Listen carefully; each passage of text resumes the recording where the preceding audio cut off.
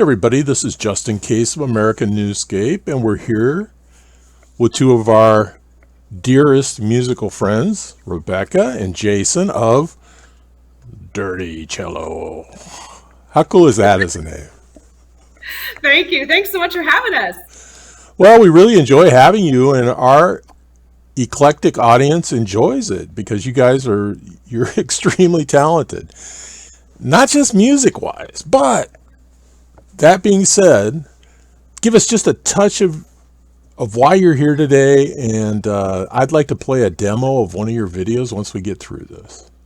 Absolutely. We're here because you've heard us as Dirty Cello, and I think you heard us as our San Francisco Yiddish combo, but we have even more projects on the horizon. So we're going to be talking about our band Dirty Cello. We're going to talk about our rock and roll orchestra, the Renegade Orchestra, and we're going to talk about our new jazz group called the Jazz Messenger String Quartet. Well, that's exciting, and I want everybody that hasn't joined us before, these are really talented musicians. I mean, Jason's a composer and a conductor. Rebecca, you probably have doctorals in music of some sort. Well, strangely enough, we're actually going for our masters right now. So then doctorals. Okay, very cool. So what masters are you going for? I just curiosity. I'm going for one in jazz cello. And I'm completing my conducting masters. Okay, well, I think you should both be able to test out of that class, but that's just me. All right, you guys. Proud of you. Let's play this first demo, and everybody enjoy it. This is Dirty Cello at their best. This is one of their promo videos.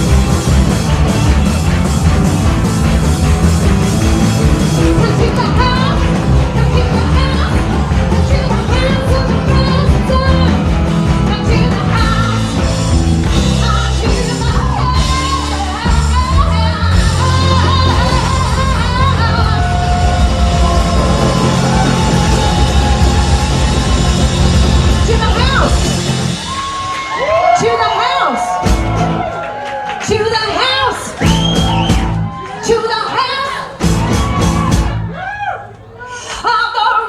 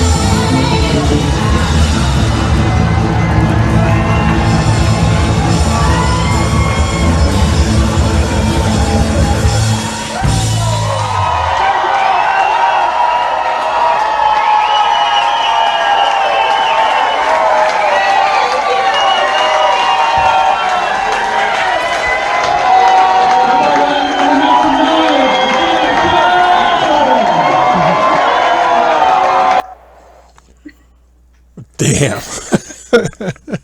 This is why you're therapeutic for me. And the other thing that so many things strike me.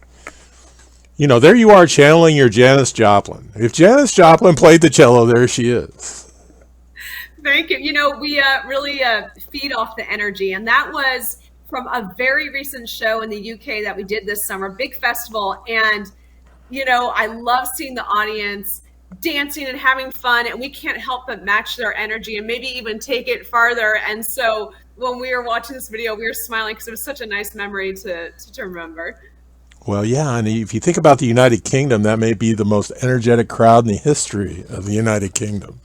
They're not really known for being extroverts, but my goodness, did you have them up dancing and singing and shouting?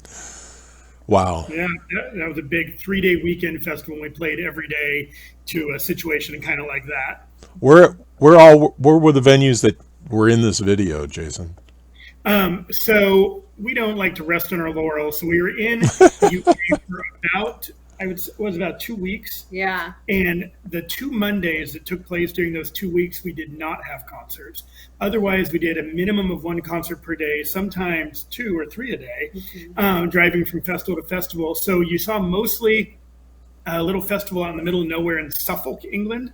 But there's also some footage from Stratford-upon-Avon, Shakespeare's home, and some footage from Oxford, I think. Yeah, and the funny thing is you can see my cello bow in the video and the hair is just flying off. We've been playing so many concerts and we've been playing with so much energy. I lost half my hair on my bow, and that's kind of an unusual thing to do with cello bows.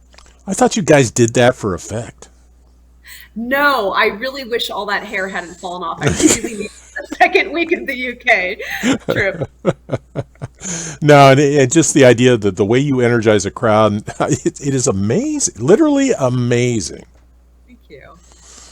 Okay, tell us about some of the other thing I've always wanted to ask you, since you're both trained musicians, how many instruments do you play, Rebecca, or can you play? I play the cello, obviously. I play the fiddle, I play the piano, and I sing. And I picked up the fiddle. I had no intention of ever playing it. I was teaching a cello student from China, and I was giving him lessons for free because he couldn't afford it. He was an exchange student from China. And he said, you know, as a gift, I'm going to make you a violin. I'm a luthier, a instrument maker. And I thought, okay, whatever, we'll see what happens. And sure enough, at the end of when he finished taking with me, he presented me with this beautiful violin. And I thought I could either hang it on the wall or I could learn how to play it. And so I learned how to play it. And so now we incorporate it into our shows. And I'm really glad he gave it to me. And you do play the guitar, I assume, and you do play the banjo if you have to. I mean, if Jason goes down, you could grab his guitar and play the guitar, right? I wish. No, I can't. So I'm only limited to those 3 or 4 instruments. But Jason plays a bunch of instruments too. Oh, I can imagine. Jason? Yeah, so I think we mentioned previously on the show, I started off as a flute and saxophone player, and no one wanted to hear flute and cello duets. And so I had a choice one day. We were starting this band, learn the guitar, learn the piano, or learn the drums, and ended up on the guitar. And out of the guitar came some playing of the banjo and things like that. Those are my primary things I do. And the bass. And the bass. And the piano. And you both had to play the piano. Come on. Rebecca is an exceptional piano player. I'm a mediocre piano player. Okay. Well, remember, most of us can't hear it, so it doesn't matter. And Rebecca, her dream was to play the harp as a child. How many times have you sat behind a harp as an adult? How do you walk by one without sitting behind it?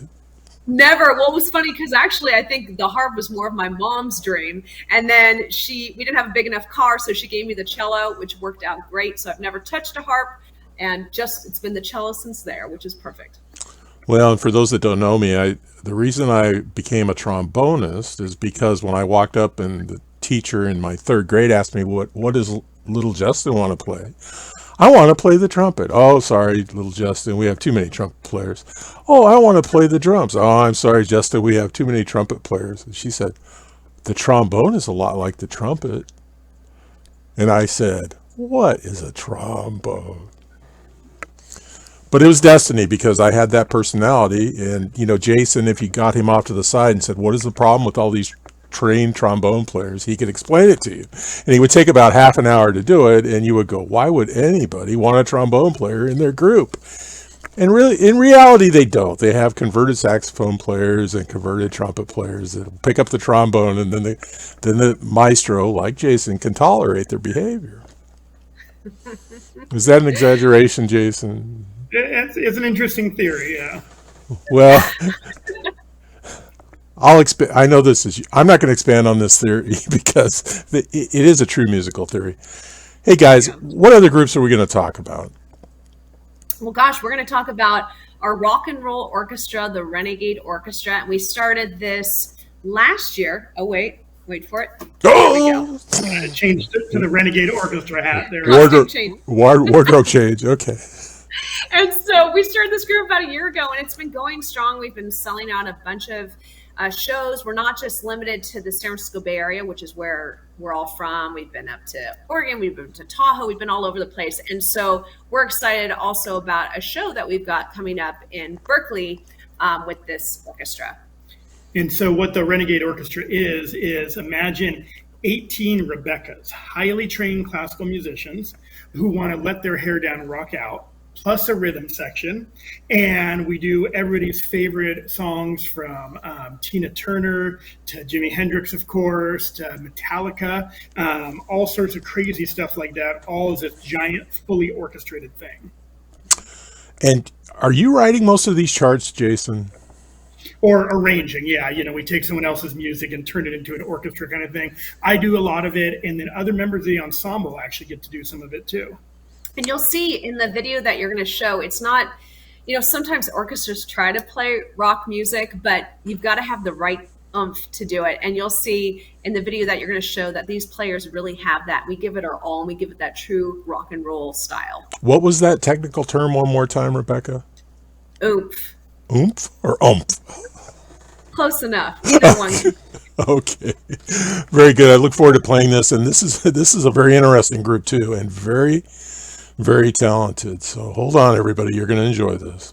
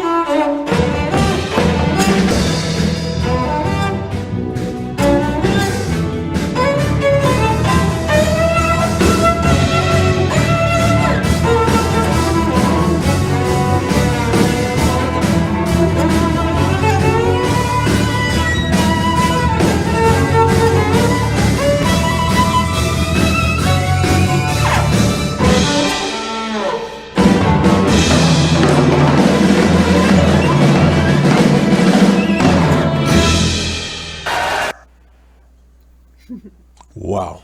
Once again, get this off there. And how many different instruments will you have in this group on occasion, Jason? So basically, it's a string orchestra, like you would find on an orchestral stage, with the violins, the violas, the cellos, then add on a rhythm section. And depending on the size of the event, there's a lot more strings or a lot fewer strings. So I'd say we max out in the 22 range, and then if we have a very small stage to fit on, we'll drop it down to about 8 or 9 people. And what you'll also notice is that in normal orchestras, there can be like 7 cello players in a section, and no one gets a solo or anything like that. Everyone is super important in the Renegade Orchestra. Everyone gets a solo. And a lot of times, in fact, most of the times, they're improvising their solo. So that's really important for this group.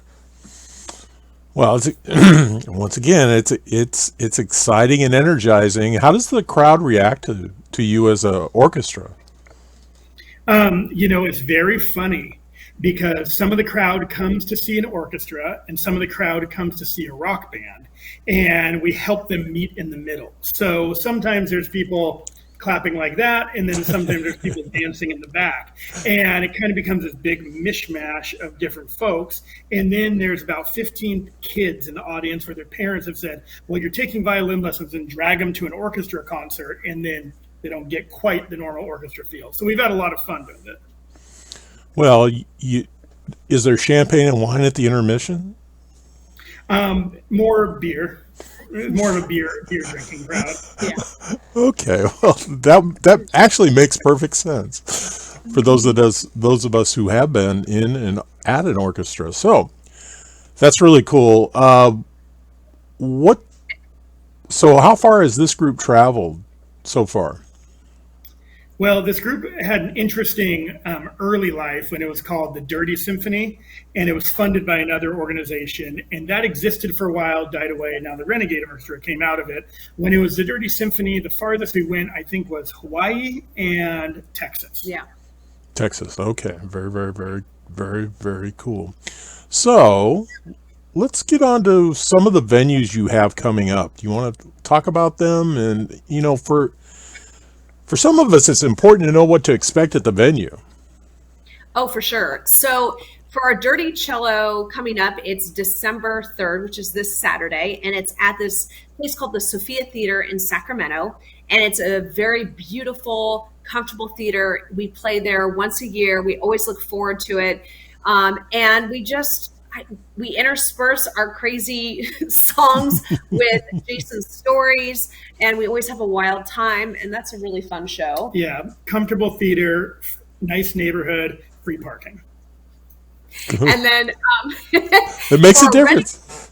It really does. It makes it easy. And then the Renegade Orchestra concert, we're doing a show called at a venue called Ashkenaz, and it's in Berkeley. But instead of just presenting music, we're actually going to present a swing dance. I'm super excited because we've never done this before. So it's all danceable swing music from the 40s and then holiday swing music to go along with it. And we're going to make people dance by hiding the chairs. That sounds cruel. How did the guys rest with our bad knees and stuff? Of course. Stand on the wall, but it's going to be a lively, fun show. Yeah. Well, yeah, swing dance in itself, you guys, I think you're perfect for swing dance. Give me a couple of the tunes you plan on playing for that.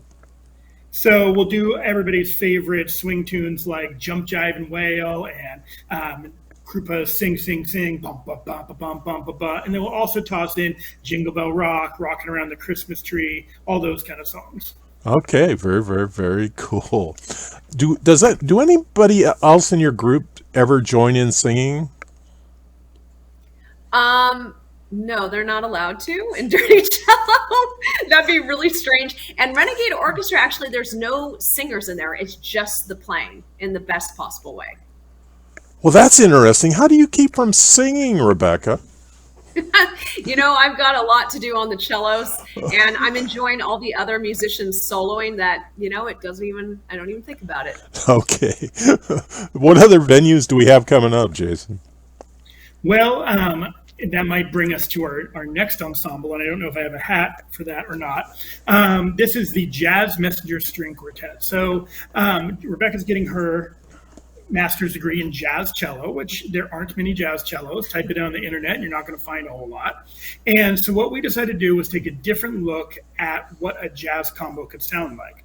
Tossed out the trombone, tossed out the saxophone, all the wind instruments, and replaced them with a cello, played by Rebecca, of course, and an amazing jazz violinist by the name of Anthony Blea. Then we put a giant upright bass and young guitar behind it.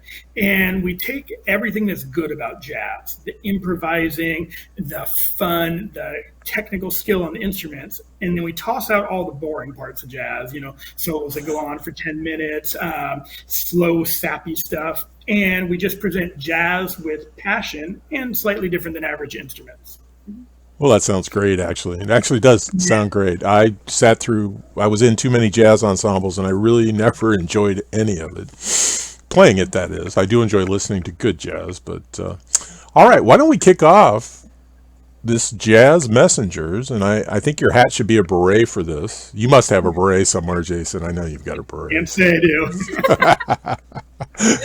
Okay, we'll kick them off here. This is Jazz Messengers. It's a string quartet. Unless there's 5 of them, then it's more than a string quartet. But here we go.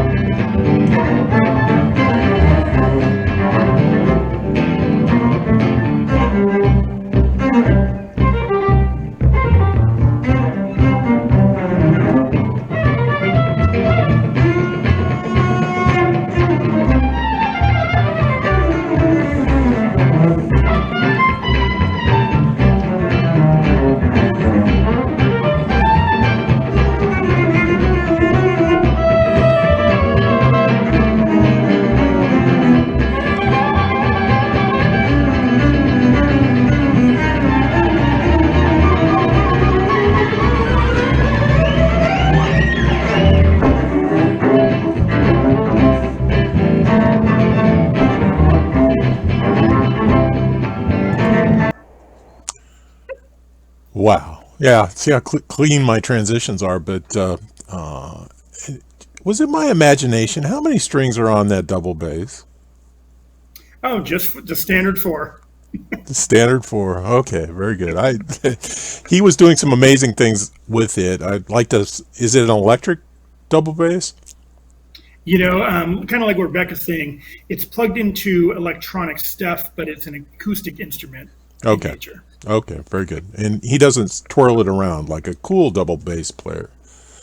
No, because he's plugged in. He would get caught up in his own cables. Oh, well. Okay, but very, very talented. All of you, very, very talented in this.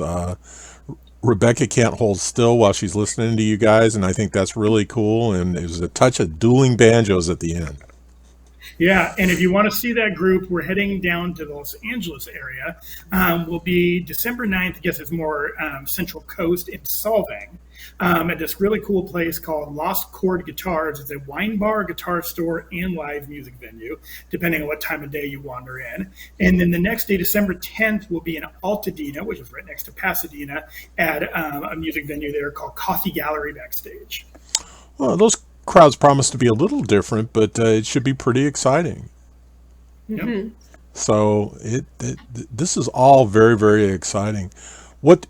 Just give us the venues, the upcoming venues, real quick, the dates and where.